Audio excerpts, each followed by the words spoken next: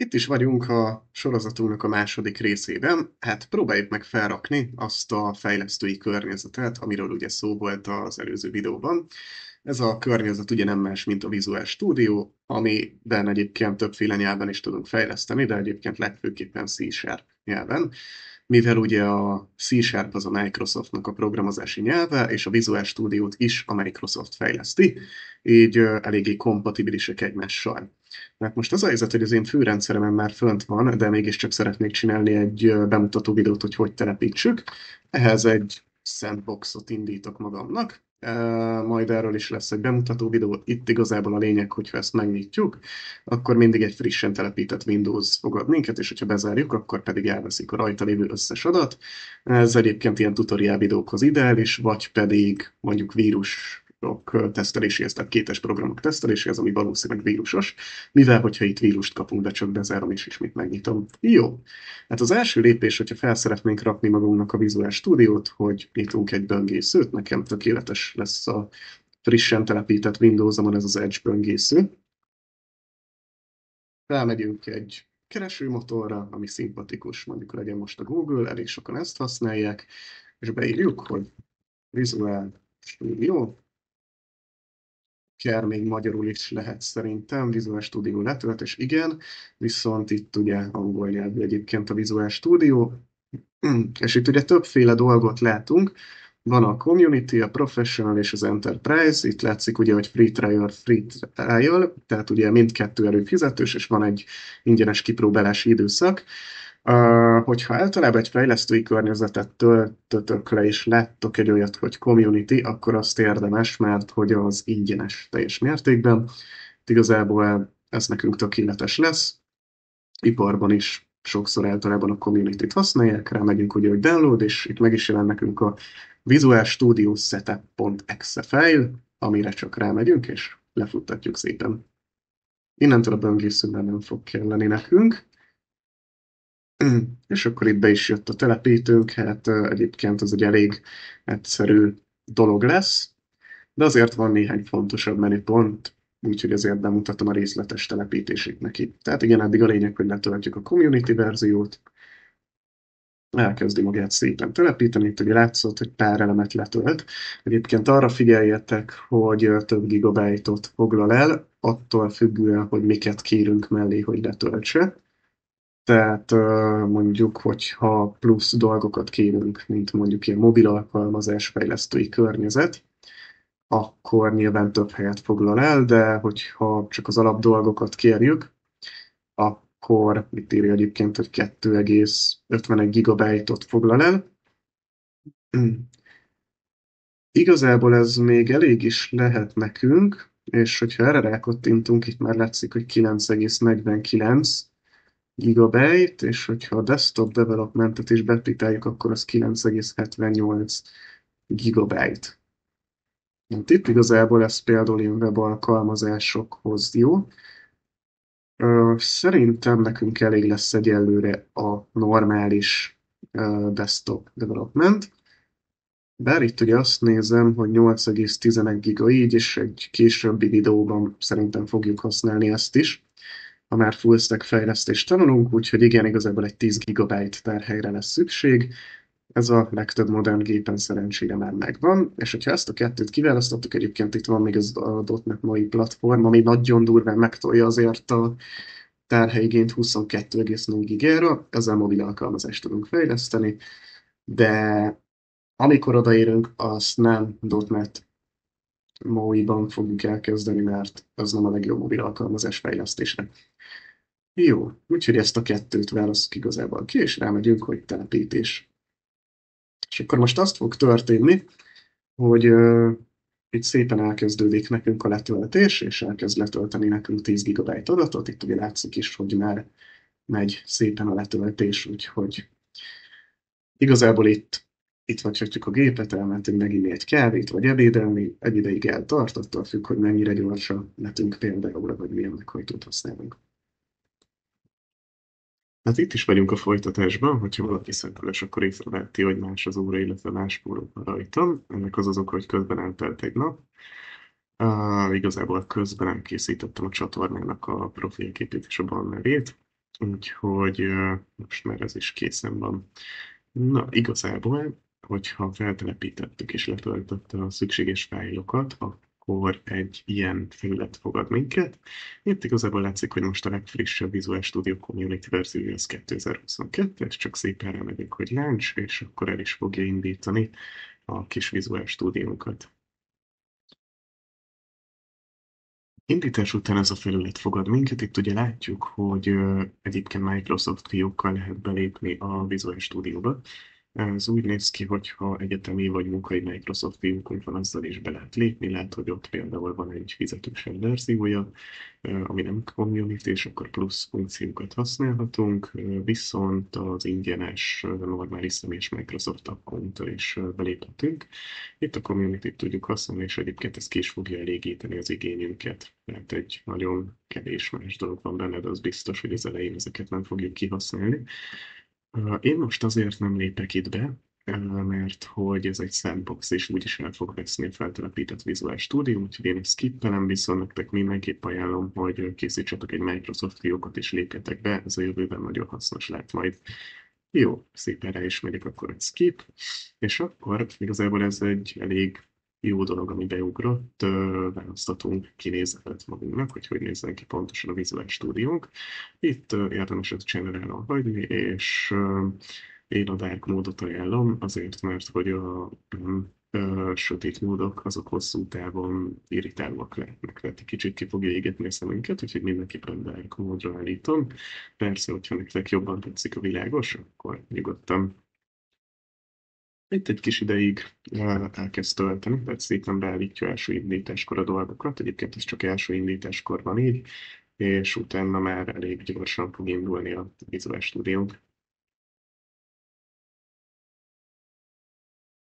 Jó, úgy tűnik, hogy itt el is végezte a nagy részét, és igen, most fogad minket a normális feltelepített Visual Studio felület, innentől kezdve ezt a telepítő ablakot nyugodtan bezárhatjuk. És hogyha megnyitjuk a Visual Studio-t, akkor folyamatosan ez a felület fogad minket. Itt igazából több dolog van, mindegyik elég fontos, viszont kezdőként szerintem menjünk rá arra, hogy Create New Project, és elkészítjük életünk első programját. Itt is egyébként, hogyha betölt mindent, akkor van néhány érdekesebb dolog. Itt mivel C-Sharp-ba fogunk kódolni, ezért mindenképp szerintem a C-Sharp-ot válasszuk ki, és akkor rá is szűr, és elkezdi listázni nekünk a C-Sharp projekteket. Itt egyébként látszik sok ilyen .NET-es dolog, ezzel most egyelőre nem nagyon törődjünk. Itt például van az, hogy konzol alkalmazás, ezzel érdemes elkezdeni. Igazából az összes C-Sharp alapú projektben ugyanazokat a kódokat használjuk, tehát hogyha számítógépes játékot akarunk lefejleszteni, akkor ugyanazt használjuk, mint egy konzol alkalmazásnál szinte, pár apró különbséggel, de mondjuk, hogy a konzol alkalmazásban már profik vagyunk, akkor egyáltalán nem nehéz megtanulni más platformokat sem, mint például itt látható, hogy ez egy web alkalmazás, ami böngészőben fut, akkor ugye itt vannak még különböző dolgok, van például ez a Windows Forms app, ami pedig egy ilyen asztali gépes alkalmazásnak, neki már van grafikus felülete, viszont én mindenképp úgy ajánlanám elkezdeni, hogy konzol alkalmazással kezdünk, mivel ennek nincs grafikus felülete, és utána, hogyha ez megy, akkor már csak a grafikus felületet kell megtanulnunk, ami egyébként nem egy nagy falat, csak hogyha ugye azzal kezdenünk, úgyhogy még nem programoztunk. És egyébként első lépésben emelt érettségi szintig megyünk, itt pont konzol alkalmazást kell majd lefejleszteni, úgyhogy ideális is lesz nekünk. Jó, hogyha kiválasztottuk konzol alkalmazásunkat, tehát itt ugye látszik, hogy C-Sharp-ra szűrtem le, és konzolapot választottam ki. Hogyha ez megvan, akkor tök jó, mert ugyanazt fogjuk legenerálni. Látszik is, hogy legyen egy neve a projektünknek. Mondjuk legyen az, hogy nagyon szellemes néven, My First első alkalmazáson, és akkor itt alatta van egy mappa, ami a location, ezt adhatjuk alapértelmezetten, de szerintem csináljunk külön egy mappát a programoknak. Én most nem annyira elegáns módon csak kidobom az asztalra, mert hogy úgyis az lesz, hogy ez a rendszer ez el fog veszni, és akkor rámegyek, hogy next. Itt látszik, hogy van framework, ez az, hogy melyik verzió fusson. Most, hogyha velem együtt töltöttétek el ugyanazt a verziót, akkor valószínűleg .NET 8-at fogtok kapni, és egyébként most ez a legfrissebb .NET verzió. Úgyhogy valószínűleg nektek is ezt telepíti, de egyébként felrakadtok más verziókat, tehát például a régebbieket, és akkor azokat is kiválasztatjátok. Szerintem kezdésnek tökéletes lesz ez a .NET 8, és van még egy nagyon fontos dolog, mielőtt legeneráljuk a kódot, hogy pipáljuk be azt, hogy do not use top-level statements, ez egy ilyen újítás a .NET-ben, és egy kicsit másképp néz ki a kódunk. Ebbe a top-level statementsbe annyira nem megyek bele most, de ezt érdemes mindenképpen megpipálni, mielőtt elkezdjük a programot, mert hogy egyébként nektek egy kicsit máshogy fog kinézni, mint nekem, hogyha nem pipáljátok be. Jó, és akkor el is készíthetjük ezt a remek My First App-ot, és nézzük, mit is kapunk. Itt látszik, hogy megjelent a My First App, ebben a mappában lesz a kis programunk. És akkor itt látszik, hogy szépen elkezdi legenerálni a projektet. Egyébként ugye ez a számítógép sebességétől függ, mivel én egy sandboxot használok, ez egy gyengébb rendszer, neki csak 4 GB RAM-ja van, viszont a többi anyag az nem sandboxról lesz már megtartva, tehát ott nekem is gyorsabb lesz a gépem.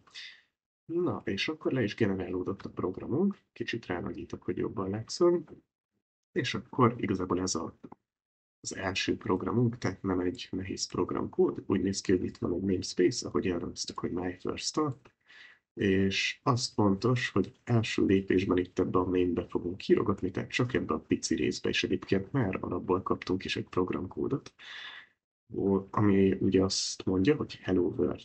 Tehát ez az első ilyen programkódunk, ami lényegében csinál is valamit.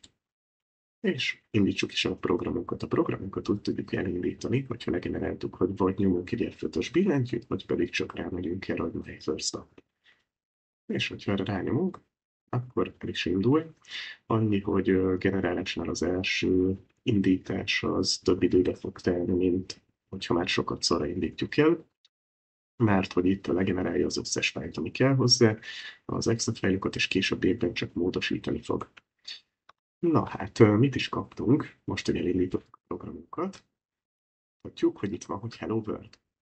Igazából ez az egy programkódunk, ez pont azt csinálja, hogy kírja a konzolunkra, hogy Hello World. De mondjuk, hogy én ezt magyarra akarom változtatni, akkor elbírom szépen arra, hogy Hello Világ. Ha most elindítjuk a programunkat, akkor már jobb esetben nem az jelenik meg, hogy Hello World, hanem hogy Hello Világ. Itt ugye látható, hogy ez a programkód ez tényleg azt csinálja, hogy kiír egy szöveget nekünk a konzolra. Mondjuk akkor kiiratom rá a nevemet. Szia Gergő! Akkor egy mosolygós fejet. Hát igen, akkor kiírta azt, hogy szia Gergő. Természetesen, hogyha aláírjuk még egyszer, hogy console.writeLine. Egyébként az a jó ebben a Visual Studio-ban, hogy érzékeli, hogy milyen programkódot szeretnénk leütni, és itt látszik is, hogy write vagy writeLine. A következő videóban kitérek a kettő közti különbségre, most csak menjünk rá a writeLine-ra, és nyomjunk egy Enter-t. És akkor ugye látszik, hogy itt már ő csinál valami ilyet, hogy tudja, hogy utána zárójeljöv, mert valami szöveget írnak bele. Ilyenkor, hogyha megfelel az, ami nekünk itt van szürkével, akkor csak nyomjunk egy tabot. Hogyha esetleg ez nem lett volna nektek itt, akkor két zárójel, és fontos, hogy C-sharpban mindent ezzel a kapcsolat zárójellel zárunk le. Pontosabban ezzel. Jó, és akkor írjunk is bele valamilyen szöveget még. Hogy van? Nézzük meg, hogy mi történik, hogyha lefuttatjuk ezt a két egymás alatti szöveget. Ha most nyomunk egy F5-öt, vagy csak simán rámegyünk itt az indításra, akkor látszik, hogy alá beírtam a másik szövegünket is, tehát egy szia Gergő, hogy vagy. Úgyhogy igazából amennyi konzol write-line-t írunk ki ebbe a mainbe, fontos, hogy a mainen belülre rakjuk a 2 zárójelen belülre, különben egyébként hibát fog jelezni, akkor annyi szöveg fog megjelenni nekünk a képernyőn. Hát még egy programkódot bemutatok így első lépésnek. Ugye itt hogy vagy, szia Gergő. És látszik, hogy ebben az esetben megjelenik alatt a sok szöveg, itt az azt jelenti, hogy a programunk az lefutott, tehát vége van a futásának. Ha beírom még egy ilyen parancsot ide, hogy console.readline,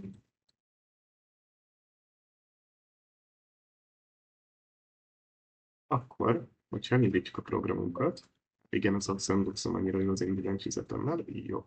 Ha elindítjuk a programunkat, akkor látszik, hogy már nincs itt ez a sok szöveg, tehát mennyivel esztétikusabban néz ki így a programunk. hogyha ez nincs itt, és akkor igazából ide írogathatunk, amit akarunk. Az a lényeg, hogy ő egy enter leütésére vár, és amint ez megvan, le is állt a programunk. Egyébként érdemes ezeket kiírni, hogy mi mit csinál. Úgy tudunk C-Sharp-ban kommenteket írni, hogy kettő perjeleket kapunk egymás után. Ezzel egy olyan szöveget tudunk ide kiírni, amit nem fog figyelembe venni a programunk, de az első programunkban ilyen jegyzetként érdemes kiírni, mondjuk, hogy kiírás a vonzóra. És itt pedig az, hogy várakozás az termelítésére. Jó, és akkor indítsuk el a programunkat. Ugye látszik, hogy ugyanúgy lefut, tehát amit a 2 perjel után írtunk, azt nem veszik figyelembe, tehát az tényleg csak ilyen jegyzetszerűség saját magunknak. És akkor itt írok, leütöm az Entert, és le is áll a program futása. Úgyhogy igazából ez lenne a maga a Visual Studio így első ránézésre. Szerintem ez a Dark Mode az egyébként tényleg nagyon felhasználó barát, és igazából elég sok dolgot megtanultunk, most már van egy olyan fejlesztői környezetünk, amit az iparban is használnak, és hát elég sok helyig tudjuk használni, elég komplex projekteket lehet vele csinálni, úgyhogy ez, és még ingyenes is, úgyhogy ezt mindenképp ajánlom nektek, és megtanultuk, hogy hogy kell egy programot létrehozni, azt is, hogy hogy néz ki az első program, illetve, hogy hogyan tudunk kiírni valamit a képernyőre, és hogyan tudunk várakoztatni egy enter leütésre, illetve itt még szöveget is tudunk beleírni.